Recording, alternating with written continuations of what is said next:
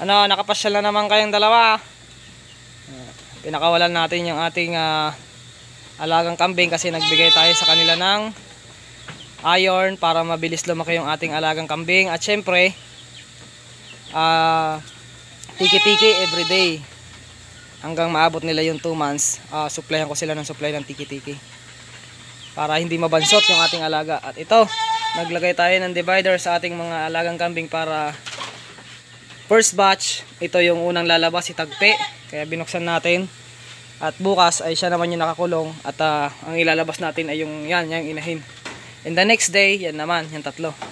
So alternate ho yan na paglalabas sa kanila mga ka-farming. So ayun, what's up sa inyo mga ka-farming at panibagong araw, panibagong vlog. For today's vlog, papakisilip ko lang sa inyo yung mga konting pagbabago dito sa aking munting kulungan. Dahil unti-unti ay ina-arrange natin ng maayos yung ating mga kulungan. Para nang sa ganun naman ay syempre, may disiplina din yung ating mga alaga. Kasi kung maayos ang ating kulungan mga ka-farming, ay syempre, maayos din yung sitwasyon ng ating mga alagang kambing. So kapag magulo ang ating kulungan, magulo din yung sitwasyon or yung buhay ng ating mga kambing at may stress sila mga ka-farming. So unti-unti, pinapaganda natin yung ating kulungan at unti-unti ay nagkakaroon tayo ng idea talaga sa pag-aalaga sa kambing. So every day, every week, every month, may nadadagdag sa aking kaisipan na kung saan ay natututunan ko mismo sa pang-araw-araw kong ginagawa sa aking pag-aalaga sa kambing. So, may-encounter ko yung mga pangangailangan ng aking mga alagang kambing. At syempre, alam ko na rin kung ano yung mga problema dito sa aking mga alagang kambing. So, itong i-share ko sa inyo is napaka-basic lang naman. Papasilip ko lang sa inyo yung mga ginagawa natin para nang sa ganun naman, makakuha kayo ng idea mga ka-farming. At kung may mga mali man akong ginagawa, pwede nyo rin comment yun mga ka-farming dahil tao lang tayo, nagkakamali, di ba mga ka-farming? Pero itong i-share ko sa inyo is base lang ito sa aking mga ginagawa. Ulit-ulit, pagka magulo ang ating kulungan, magulo ang buhay ng ating kambing. Para makaiwas sa stress ang ating kambing, kailangan nating isaayos ang ating kulungan mga ka-farming. So tara, umpisa na natin ang simpleng vlog. Kuya Don TV.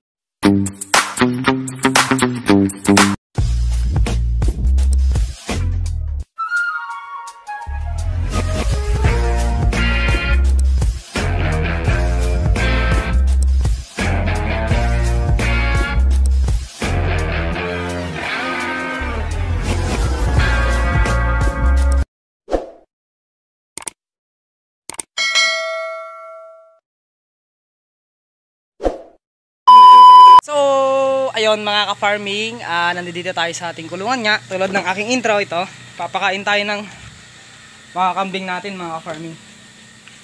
So, unti-unti ay isinasaayos na natin yung setup dito sa ating alagang kambing. Kasi nga po,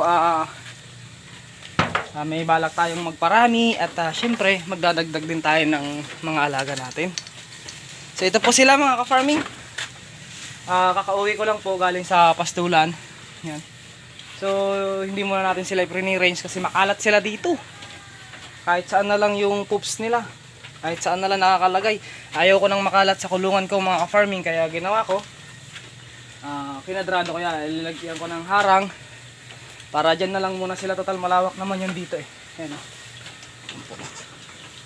ayan po sila mga ka-farming. Ayan po yung dalawa. Ayan doon. Makain. Nakikikapit bahay itong isa na to. Yan po, po yung ating alagang kambing na si Pangit.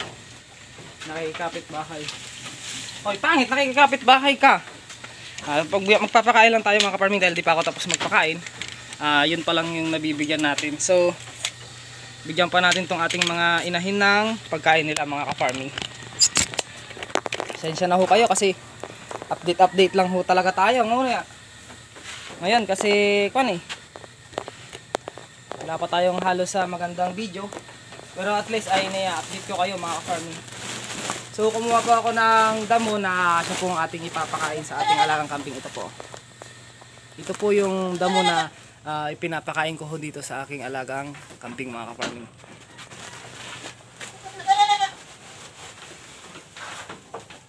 Gusto nyo yan?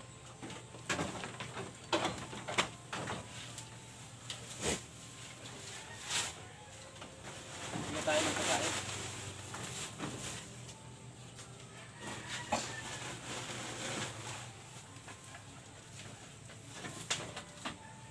So pang umagahan lang nila to. So ang kinuha ko mga ka-farming is yung pang umagahan lang. At yung pang hapon nila ay mamaya ko pa kukunin. Kasi total marami naman hong damo. Ay saglit lang naman kumuha ng mga pagkain nila. So bubuksan ko lang itong ginawa ko kasi magpapakain tayo dito.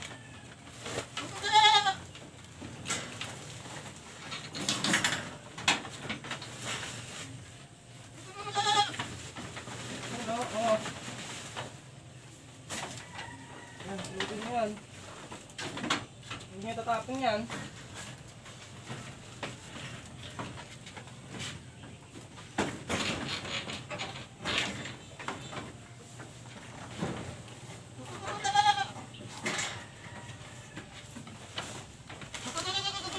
Mamaya kukuha pa tayo ng pagkain nila. Pero mamayang hapon ko na ho yun sila kukuhanan. Ayan po mga ka-farming. So ito temporary lang naman ito mga ka-farming. Temporary kasi ayaw kong nagkalat sila dito. Pagka gusto ko silang ilabas, free range. Yan.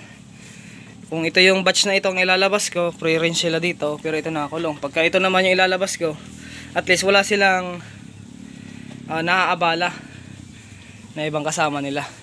At mamaya papakawalan ko na naman ito kasi free range na naman sila. Sila yung naka-schedule ngayon na ilalabas ko. Yan, itong mag-ina na to, bubuksan ko yung pinto para makagala sila at hindi rin sila makapunta rito. Lalong-lalong hindi sila makapunta ron. So, unti-unti ay sinasaayos ko ho yung aking munting kulungan kasi nga ayaw ko ho nang magulo ang setup ng aking mga kulungan. Kasi syempre pagka magulo ang setup ng kulungan, magulo din ang mga kambing. Magkakagulo-gulo sila mga ka-farming kaya talagang isinasaayos ko rin yung paglabibigay ko ng magandang kulungan. So dito mga ka-farming, pagka nagkapera tayo dito, yan 3 kwarto pa yan. Kakwadraduhin natin yan for 3 kwarto. Yan, gagawa tayo dito ng 3 pang pinto para sa mga inahin. Para dito sa 3. At magdadagdag pa tayo. Kasi ito, lalaki na rin yung 2 na yon, so magiging free range na rin sila. At itong 3 ay magiging ano na rin to. Mabubuntis na rin yan. Kumbaga, yung 3 gagawin ko rito is para sa kanilang 3. At yung 2 na yon ay papakawalan na natin free range. Kasi pag 2 months, 3 months, magbubuntis na naman yung nanay nun eh. Si Tagpi. Kaya marami din tayong plano talaga. Sana ay ipagkaloob sa atin ng Diyos mga ka-farming. At dito, yan. Ito po yung ating kambing na buntis. Yan po. Po siya. Ay! Ito lang po, unti-unti ay ginagawa natin ng paraan para maisaayos ang ating pag-aalaga. So ako nga pala ay magbibigay na ng tiki-tiki, nakalimutan ko. Bibigyan natin tiki-tiki to. Yan mga ka-farming, magbibigay nga pala ako ng tiki-tiki dito sa ating kambing. Samahan nyo lang ako mga ka-farming dahil tayo po ay magba-vitamins.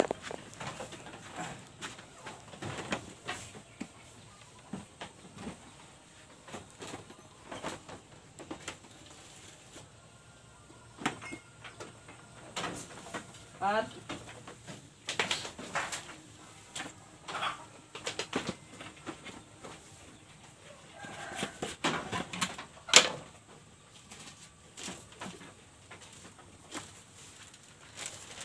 magbibigay tayo ng tiki-tiki mga ka-farming. At syempre, di ba nung mga nakakaraang vlog ay nagbigay tayo ng B-complex sa kanila para sa panlaban sa mga sakit, stress ng ating kambing.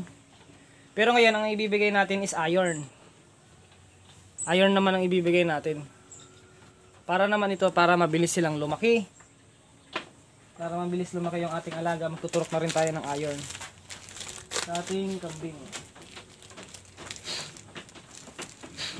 Samahan nyo lang ako mga ka-farming.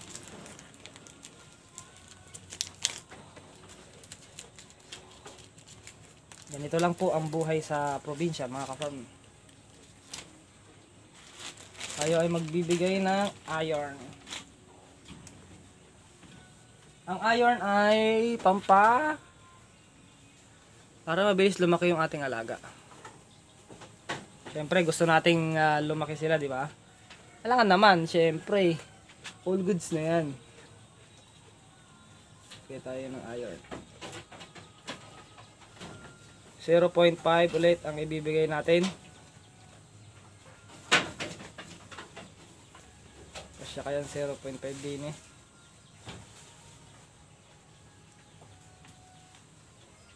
Or 1 ml. 1 ml na lang. Kasya pa ba? Kasya pa yan. Marami pa yan. O 0.5. 0.7. Yan, 0.7 na lang bibigay natin sa ating mga bisero.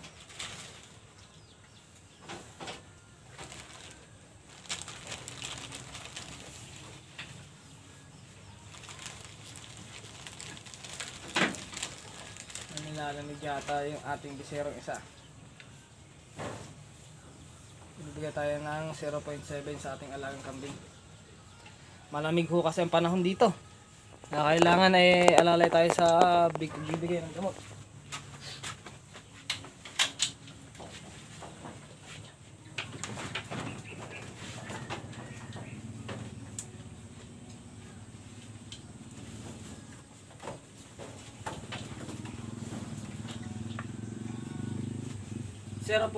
.7.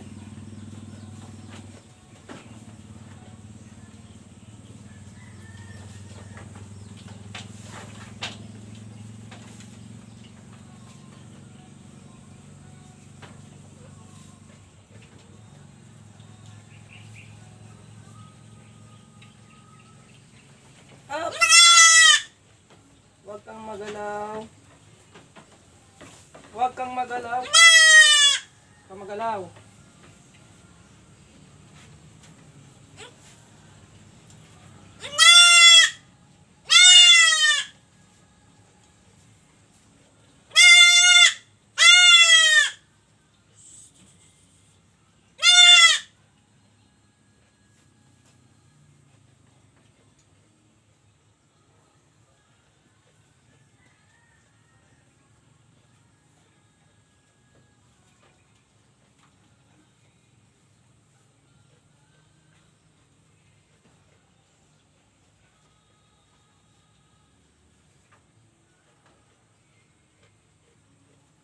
Pilutin lang natin para mabilis kang lumaki at iwas sakit syempre.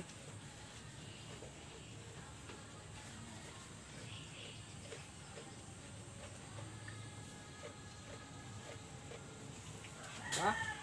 Ano lang?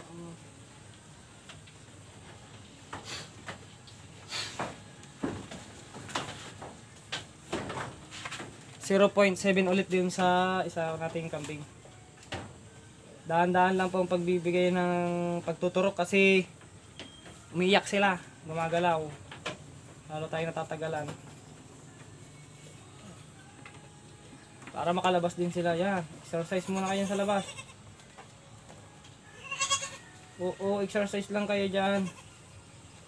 Pero bago kayo mag-exercise, si Kapitan, akin na! Tingnan rito, Kapitan! Lumapit ka na sa akin. Lumapit na sa akin si Kapitan. Ganito lang ho. Ganito ang pagbibigay.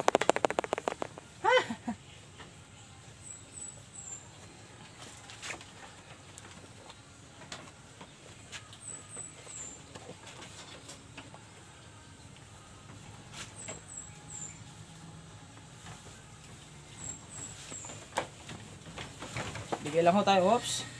Magalaw. Oops. Masakit yan.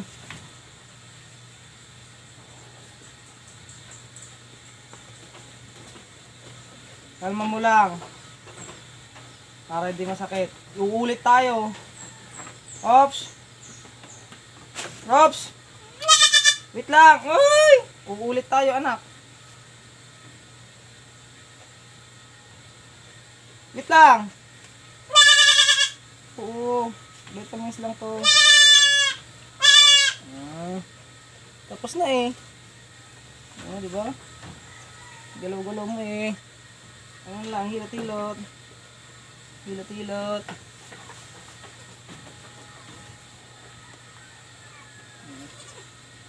Takbo-takbo na. Sige, takbo-takbo. Kukunin ko yung gulong nyo para may tulay kayo. Hindi kayo lalabas. Ito, yan. Dito, yan, para meron kayong pagtatatakbuhan. Sige. Ayusin ko lang po ito mga ka-farming. So nagturok tayo ng iron para mabilis silang lumaki mga ka-farming. So iron po yung itinurok natin. Turok lang tayo ng iron.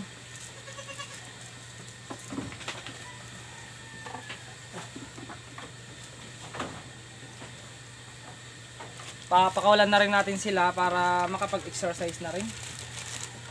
Pero bibigyan pa natin sila ng tiki-tiki para vitamins.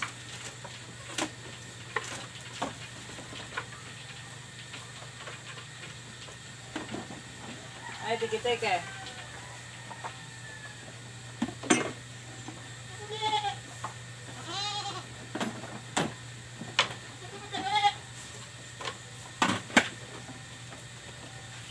Bibigay din tayo ng tiki-tiki. Pag bata talaga ang kambing, dapat kailangan complete vitamins.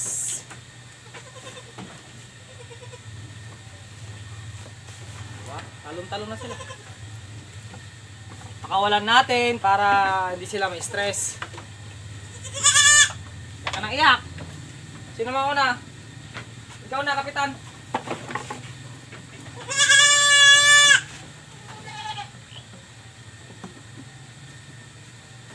Ito naman na magtiki-tiki. Ups. Sarap yan. Diba? Sarap yan. Diba na?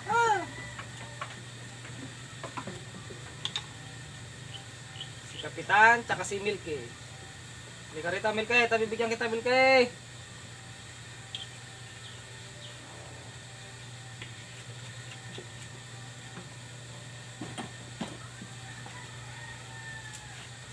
Ups.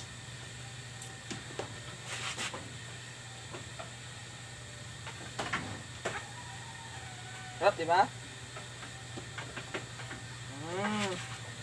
Laro na. Laro na kayo, laro. Sige, laro.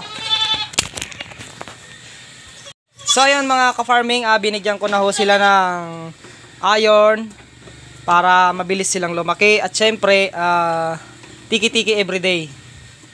Everyday po yan, binibigyan ko talaga sila ng tiki-tiki para may vitamin sila araw-araw. Syempre, bukod sa nakukuha nila sa kanilang nanay, syempre dapat meron din tayong ibinibigay pa na ibang supplement na vitamins para sa kanila. So everyday ko po yan. So ngayon, ganyan lang ho ang setup niyan. Bubuksan ko yung pinto niyan. Yun ang purpose nito mga ka-farming kung bakit hinarangan ko to, kasi para si Tagpi ay hindi makapagbulabog dito sa tatlong dumalaga natin. Yan po mga ka-farming. Papasok natin to. Papasok ko lang to para hindi nila tapak-tapakan. Ano? Kasi ayoko na tapak-tapakan yung pagkain. Siyempre, mahirap din magdamo kahit paano, kahit marami tayong napagkukuhanan ng damo. Mahirap din na magdamo tayo everyday na nasasayang lang nila. Kaya ibinabalik din natin.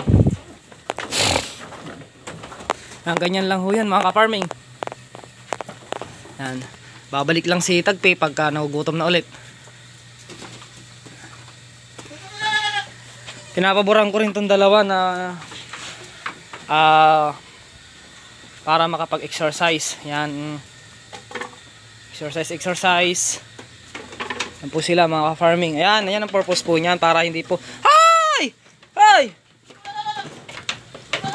Inhian na yan. Yan, diyan ka. Di may iwasan yan. Pero inihian mo na, Tagpi. Kakainis. Okay lang yan. All goods yan. Yung posporo lang natin ang iniingatan natin. Buksan muna natin to. Para itapon. Lagay muna natin to dito sa gilid. Yan. Lagay muna natin sa gilid. Ang susunod na gagawin ko ay yung lalagyan ng mga vitamins natin. Pero okay lang yan. Ganyan talaga, kaya nga tayo naghahayop eh. Ay! Yan. Yan. Ilagay ko nga ito dito para harang. Yan. Ampo, para makapag pre-range din yung dalawa. Yan, oh. Si Tagpi ay all goods na naman, oh.